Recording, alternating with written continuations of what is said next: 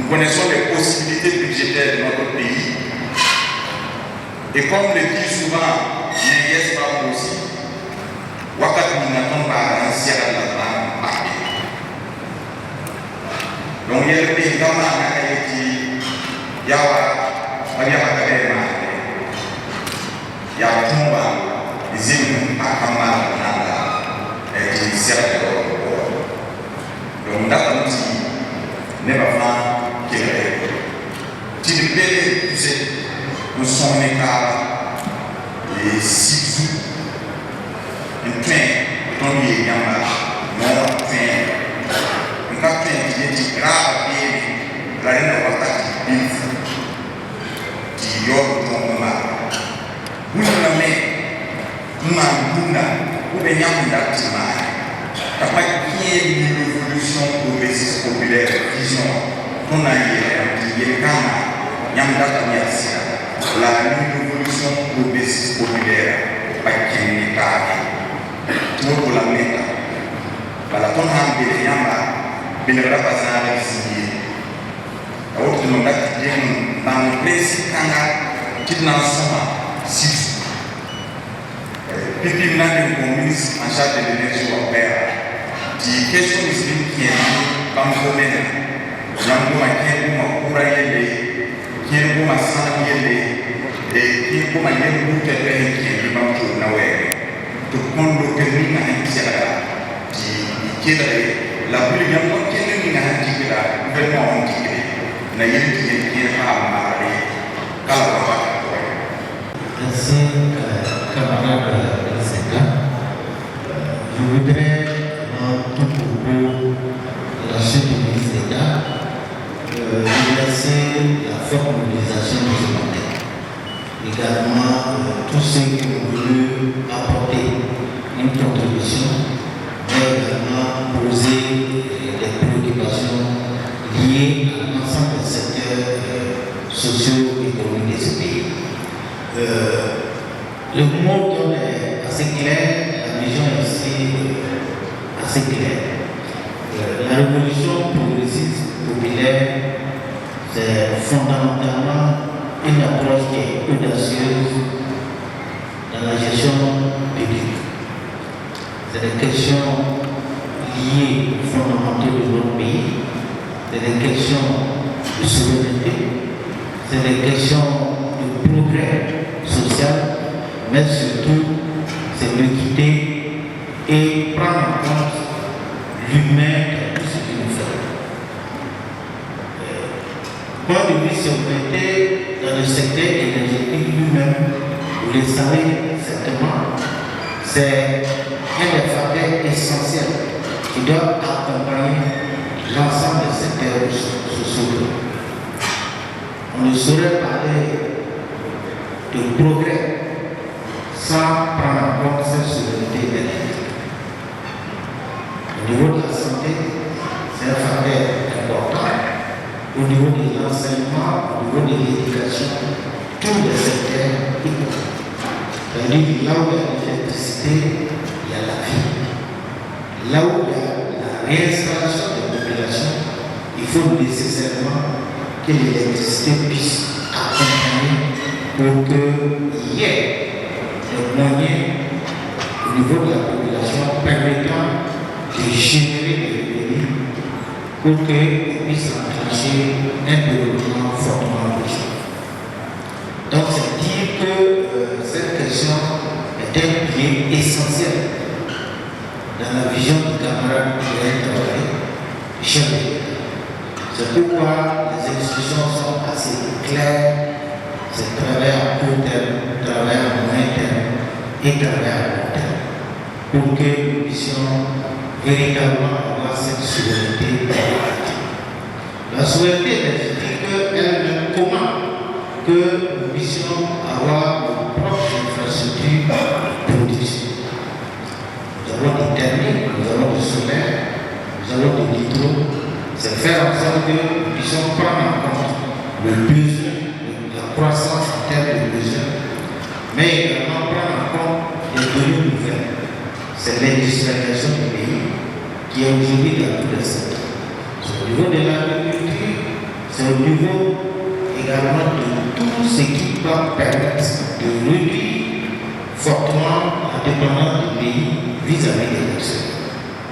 Donc, cela étant, il faut que tout ce qui est disposition soit pris au niveau du ministère. À court terme, nous travaillons sur les infrastructures, d'abord en termes de maintenance préventive et curative. C'est faire en sorte que nous puissions avoir nos infrastructures à même de pouvoir démarrer pour situer aux besoins, à la charge demandée, non seulement par les ménages, mais également par l'ensemble des entreprises. Donc, sur ce plan, l'équipe est fortement mobilisée et le travail se poursuit. Ça, c'est vraiment le bon temps. Mais le moyen terme également, comment que nous puissions non seulement avoir davantage d'infrastructures de production pour avoir la puissance, mais également travailler sur la desserte à travers notamment tout ce qui est infrastructure, de transport et de distribution de l'énergie. C'est essentiel parce que rien ne sert de produire si on ne peut pas faire accéder cette puissance-là au niveau de la population, au niveau des entreprises. À long terme, il faudra que nous puissions effectivement avoir une solution assez robuste, solide, qui puisse accompagner véritablement les industrialisations du pays. C'est là que le camarade Ibrahim Traoré a bien voulu, en 2023, marquer sa ferme volonté d'aller vers une solution nucléaire. Il a annoncé et ces instructions fermes ont été données pour que nous puissions remplir les différentes étapes permettant au pays de disposer de cette énergie qui va fondamentalement accompagner le pays dans sa souveraineté énergétique. Beaucoup d'étapes ont été franchies depuis l'annonce du chef de l'État. Vous avez souligné que quelques jours passés, que l'Assemblée a pu adopter l'accord intergouvernemental entre la Fédération de Russie et le Burkina Faso. Ça boucle la phase administrative et ça donne des perspectives réelles pour aller vers l'étude de faisabilité qui va nous permettre d'avoir deux choses. D'abord, la première chose, c'est la technologie que nous allons pouvoir utiliser en prenant en compte nos besoins, mais également nos infrastructures. Et la deuxième va permettre également de pouvoir avoir beaucoup, mais également l'emplacement qu'on a pour cette centrale nucléaire. Donc, aujourd'hui, nous avons fait beaucoup de choses que certains pays n'ont pas pu en termes de temps. Parce que pour pouvoir remplir cette phase administrative, ça peut aller au-delà de 2 ans. Mais nous l'avons fait pratiquement en 1 an. Cela veut dire que la volonté politique y est et les gens ont travaillé véritablement dans la vision du chef de l'État parce que c'est quelque chose de fondamental, capital. Il faut aller rapidement sur cette ligne. Donc nous pouvons vous rassurer que nous avons même anticipé parce que nous avons également pu disposer déjà d'une étude de préfaisabilité qui a fait l'objet d'amendements pour pouvoir permettre d'aller rapidement avec l'étude de faisabilité.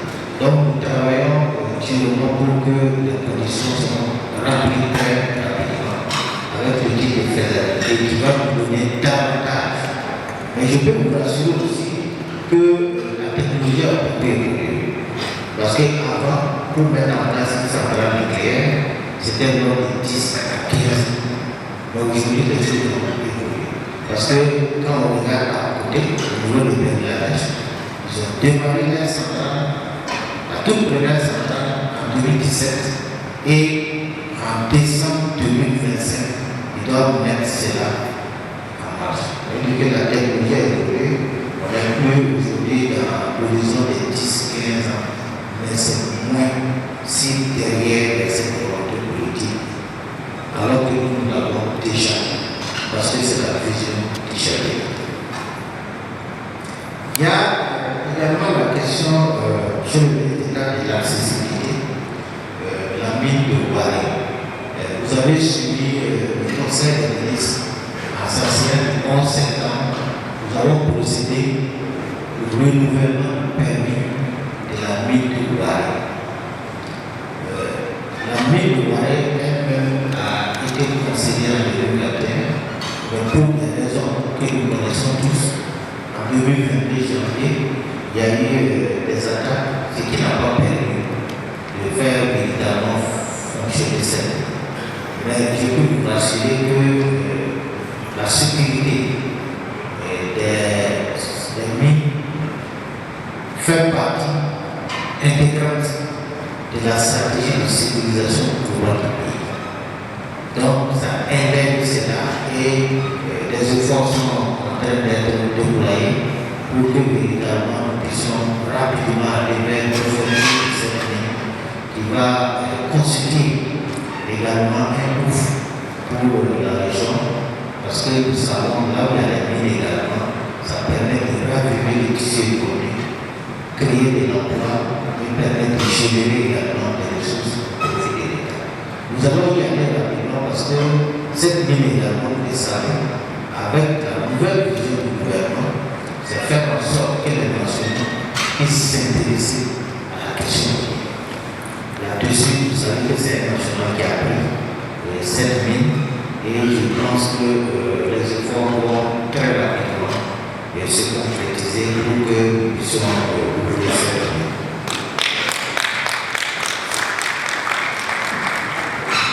Il y a effectivement la question de l'alimentation des localités. Voilà, ça revient régulièrement, mais nous pensons aujourd'hui qu'il était nécessaire, dans un certain moment, que nous puissions réformer globalement l'électrification des centres de l'eau. Le chef de l'État a donné des instructions dans ce sens, et l'an passé, nous avons pris un décret portant réorganisation de l'électrification des centres de l'eau. Parce que nous ne pouvons plus faire ce qu'on faisait de par le passé. Il faut aller rapidement, parce que quand on fait un diagnostic global, en pratiquement plus de 20 ans d'existence de cette question d'électrification rurale, nous n'avons pu faire que 5% en termes de taux d'électricité. Il faut aller rapidement. Il faut briser les paradigmes, faire en sorte que ce service social de base auquel chaque Burkinabé doit avoir accès soit une réalité très rapide. Nous avons brisé ce qui faisait différer à travers ces décrets et nous pensons que rapidement nous allons pouvoir avancer. La preuve, c'est que entre 2022 et 2025 aujourd'hui, nous avons pu pousser le taux d'électrification qui est passé pratiquement de 5% à plus de 10%. C'est-à-dire en 3 ans, beaucoup d'efforts ont été faits et nous pensons pouvoir démultiplier ces efforts pour que rapidement l'électrification des centres d'eau soit une réalité pour plusieurs raisons. La première raison, vous savez très bien qu'il faut de l'électricité dans les centres d'eau pour permettre d'avoir un mix, pour d'avoir une relation entre tout ce qui est activité génératrice de revenus et le règlement de revenus de la population. Donc nous allons le faire pour ce qui concerne les banques de ciment et bien ciment. Je vais peut-être donner des instructions à DR ce domaine, puis DR, ING, pour que la